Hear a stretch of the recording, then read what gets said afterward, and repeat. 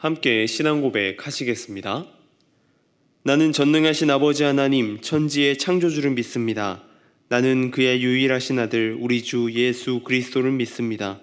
그는 성령으로 잉태되어 동정녀 마리아에게서 나시고 본디오 빌라도에게 고난을 받아 십자가에 못 박혀 죽으시고 장사된 지 사흘 만에 죽은 자 가운데서 다시 살아나셨으며 하늘에 오르시어 전능하신 아버지 하나님 우편에 앉아 계시다가 거기로부터 살아있는 자와 죽은 자를 심판하러 오십니다. 나는 성령을 믿으며 거룩한 공교회와 성도의 교제와 죄를 용서받는 것과 몸의 부활과 영생을 믿습니다. 아멘. 찬송가 338장입니다.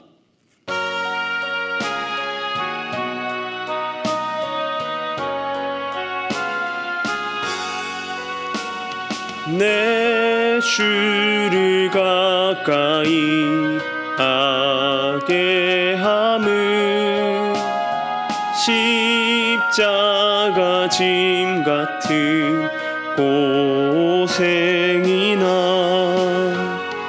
내 일생 소원은 늘 찬송하면서 주께 더 나가기 원합니다. 내 고생하는 것 옛 야곱이 돌베개 베고자 갔습니다. 꿈에도 소원이 늘 찬송하면서 주께 더 나가기 원합니다. 천성에 가는 길 험하여도 생명길 되나니 은혜로다. 천사 날 부르니 늘 찬송하면서 주께 더 나가기 원합니다. 야곱이 잠 깨어 일어난 후 돌단을 쌓은 거 본받아서 숨짓되 되도록 늘 찬송하면서 주께 더 나가기 원합니다. 아멘. 오늘 우리 함께 할 말씀은 골로새서 2장 8절에서 15절까지의 말씀입니다. 골로새서 2장 8절에서 15절까지의 말씀을 제가 봉독해 드리겠습니다. 누가 철학과 헛된 속임수로 너희를 사로잡을까 주의하라. 이것은 사람의 전통과 세상의 초등학문을 따름이요 그리스도를 따름이 아니니라. 그 안에는 신성에 대한 충만이 육체로 거하시고 너희도 그 안에 충만하여졌으니 그는 모든 통치자와 권세의 머리시라. 또 그 안에서 너희가 손으로 하지 아니한 할례를 받았으니 곧 육의 몸을 벗은 것이요 그리스도의 할례니라. 너희가 세례로 그리스도와 함께 장사되고 또 죽은 자들 가운데서 그를 일으키신 하나님의 역사를 믿음으로 말미암아 그 안에서 함께 일으키심을 받았느니라. 또 범죄와 육체의 무할례로 죽었던 너희를 하나님이 그와 함께 살리시고 우리의 모든 죄를 사하시고 우리를 거스르고 불리하게 하는 법조문으로 쓴 증거를 지우시고 제하여 버리사 십자가에 못 박으시고 통치자들과 권세들을 무력화하여 드러내어 구경거리로 삼으시고 십자가로 그들을 이기셨느니라. 아멘.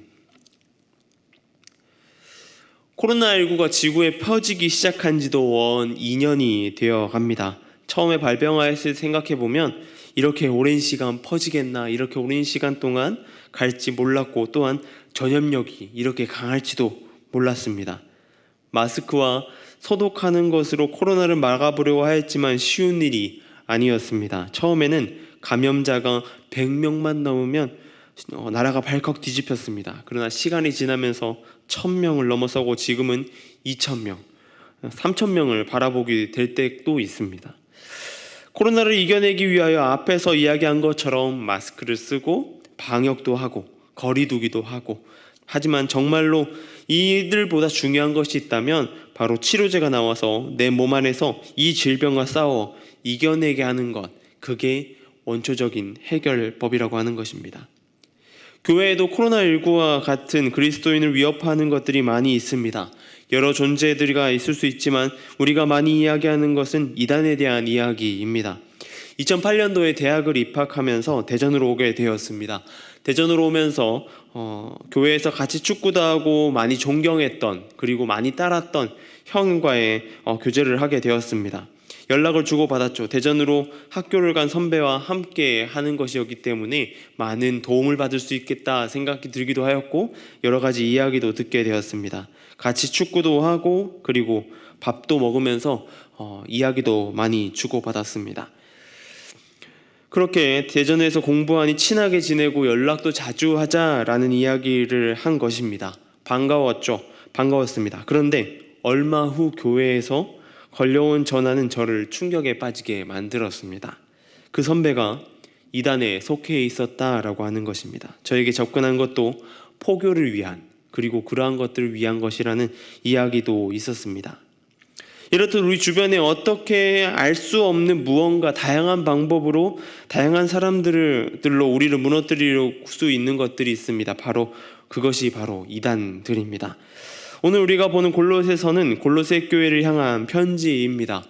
이 교회는 바울이 한 번도 방문한 적이 없는 그러한 교회입니다. 바울이 에베소에 머무는 동안 복음을 전할 때에 개종한 이 에바브라에 의해서 교회가 지어지게 되었습니다. 골로새 지역에 복음이 퍼졌고 이로 인하여서 교회가 생겨난 것입니다. 종종 골로새 교회의 이야기를 들었고 로마 감옥에서 골로새 교회를 향하여서 편지를 쓰게 되었습니다. 바로 골로새 교회에 잘못 퍼지게 된 가르침 때문입니다. 그 중에서도 가장 큰 문제였다라고 하면 이단에 관한 문제였습니다. 골로새 교회에 들어온 이단들은 이러한 자들이었습니다. 그들에 대해서 구체적으로 어떠한 단체인지 어떠한 사람들인지 드러내고 있지 않지만 그들은 여러 가지 인간적인 가르침과 계명들과 종교적 행위들로 인하여서 하나님의 선물인 그리스도의 권위를 깎아내리려고 하였습니다. 그리스도밖에 더 좋은 길이 있다고 성도를 미혹하기도 하였습니다. 그들은 단순히 그리스도를 믿는 것보다 더 깊은 지혜를 강조하였고 그리스도 외에 다른 것으로 통해서도 더 충만한 은혜에 도달할 수 있다라고 주장하였습니다. 여태까지 교회에서 그리스도를 믿는 것은 부족하며 수준 낮은 것처럼 생각하도록 미혹한 것입니다. 그리스도인들은 왜 이러한 것들, 그리스도를 깎아내리고 그리스도에 대한 이런 것들에 미혹되는 것일까요? 흔들리고 그럴까요? 생각해보면 인간은 굉장히 단순한 존재라고 하는 것입니다. 편안한 곳으로 가려는 성향이 있습니다. 사서 어려운 길을 가려고 하는 사람은 극히 드뭅니다. 버스를 타면 자리에 앉아서 가고 싶지 일어나서 가고 싶은 사람은 없습니다. 그리고 좋다는 것에 관심이 쏠리게 되어 있습니다. 에덴 동산에서 뱀의 유혹에 선악을 알게 하는 나무의 실과도 이 실과를 이야기할 때 먹음직도 하고 보암직도 하고 지혜롭게 할 만큼 탐스럽다라고 이야기하는 걸 볼 때 인간은 좋아 보이는 것, 좋은 것을 향해 쫓아가는 것이 맞는 것 같습니다. 사도 바울은 앞서서 이야기한 주장들 속에서 바로 인간의 가르침, 계명을 따르는 것이며 그리스도를 따른 것이 아님을 이야기하고 있습니다.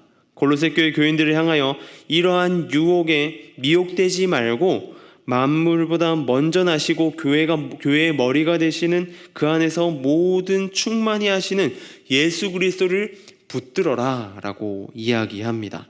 우리는 그 예수 그리스도를 잘 알고 있어야 하는 것입니다.